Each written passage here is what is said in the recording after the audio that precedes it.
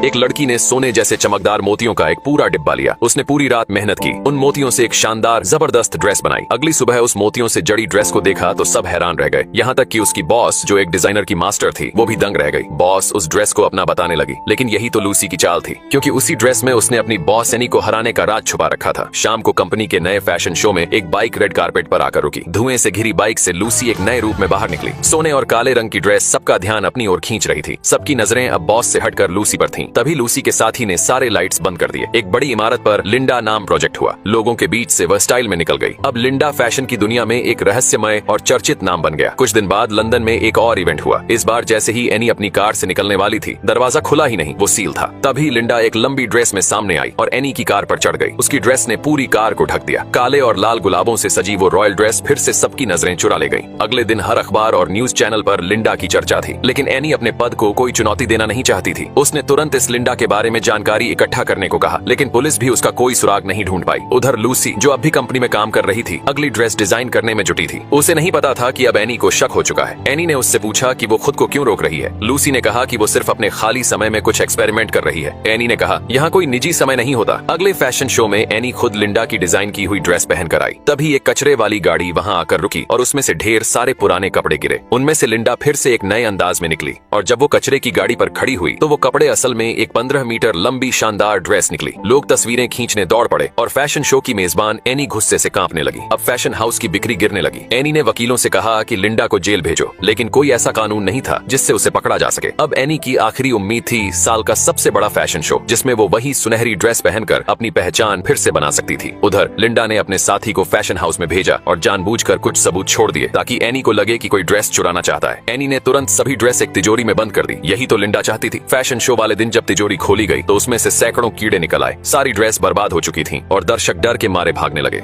असल में वो सुनहरे मोती कीड़ों के अंडे थे।